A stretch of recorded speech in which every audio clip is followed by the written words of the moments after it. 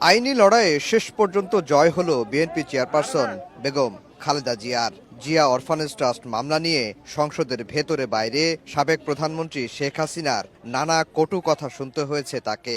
বেগম জিয়ার আইনজীবীরা মামলাটিকে রাজনৈতিক প্রতিহিংসামূলক দাবি করলেও কর্ণপাত করেননি কোনো আদালত। অবশেষে দীর্ঘ ১৭ বছর পর এই মামলা থেকে নির্দোষ প্রমাণিত হলেন সাবেক প্রধানমন্ত্রী বেগম খালেদা জিয়া। বুধবার জনাকীর্ণ আদালতে এই মামলার আপিলের রায় ঘোষণা করেন আপিল বিভাগ। রায়ে বলা হয়, নিরপরাধ বেগম জিয়া, তারেক রহমান সহ সব আসামি। বিচারিক আদালত ও হাইকোর্টের রায় বাতিল করে সর্বসম্মতিক্রমে দেয়া রায়ে বলা হয়, আইনের অপপ্রয়োগ সহ পুরো বিচার প্রক্রিয়াটি ছিল প্রতিহিংসামূলক। খালাস দেয়া হয় সব আসামিকে।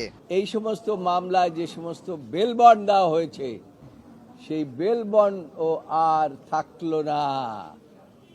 তাই এই প্রসিকিউশন ছিল একটা মেলিশিয়াস প্রসিকিউশন। এইটা মেলিশিয়াস মানে হচ্ছে একটা বিদ্বেষমূলক এবং প্রতিহিংসামূলক। এবং কার বিরুদ্ধে প্রতিহিংসা? পুরো জিয়া পরিবারের উপরে প্রতিহিংসা, সারা বাংলাদেশের বিরুদ্ধে প্রতিহিংসা। রায়ের পর্যবেক্ষণে আরো বলা হয়, নির্দোষ প্রমাণিত হওয়ায় বেগম জিয়া, তারেক রহমান সহ সামাজিক মর্যাদা ক্ষুণ্ণ হওয়া সবাই হারানো সম্মান ফিরে পাবেন। এই মামলাটা ছিল শেখ হাসিনা ওয়াজেদের ব্যক্তিগত জিঘাংসা বেগম খালেদা জিয়া এবং তার পরিবারকে খাটো করার জন্য, নিশ্চিহ্ন করার জন্য রাজনৈতিক চিন্তা চেতনায় এই মামলাটা দায়ের করা হয়েছিল। যে দুইটা জাজমেন্ট হয়েছিল 5 বছর এবং 10 বছর, সেটা বাতিল। ট্রায়াল কোর্টের যে জাজমেন্ট সেটাও বাতিল।